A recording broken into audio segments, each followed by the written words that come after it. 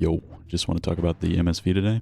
It's a pretty cool unit, but I think it's limited in its design space. It only allows War Factory type decks to work, and it kind of forces you to pick a very specific deck when running it.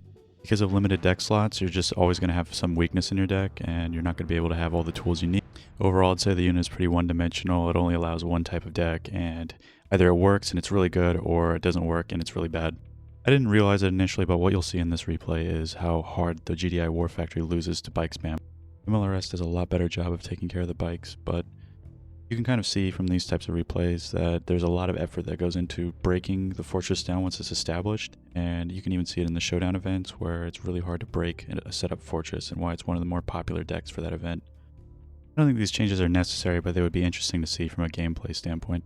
What they should do instead with it is look at removing some of the more polarizing mechanics behind it and increasing how many decks it fits into. This way the playstyle can become a little bit more distinct and isn't so much about crushing a noob or failing miserably against a more seasoned player.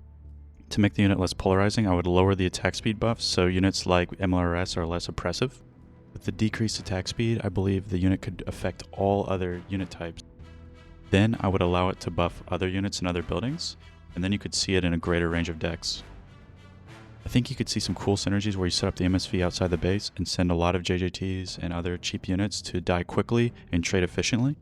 It would even fit into other air decks like Borka, Mohawk, Razorback, anything along those lines.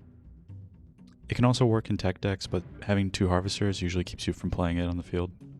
It's interesting, I actually think GDI has a harder time pushing back MSV once it's set up. War Factory is completely shut down by the MLRS, Shatterer completely shuts down all infantry, and Slingshot shuts down all air. GDI doesn't have the cheap efficient bikes to spam at it.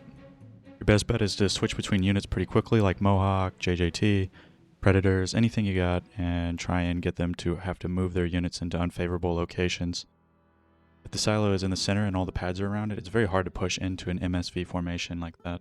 You can't create pressure elsewhere on the map, and so it creates a situation where once it's set up, it's very hard to break without Solomon or some out. If the MSV could affect all units but not give them an attack speed buff, it would be interesting to see what types of fast, aggressive decks people would come up with. This is a deck archetype that GDI lacks compared to Nod.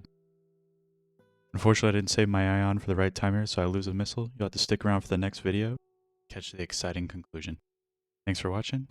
Let me know what you think down below, and catch you on the flip side.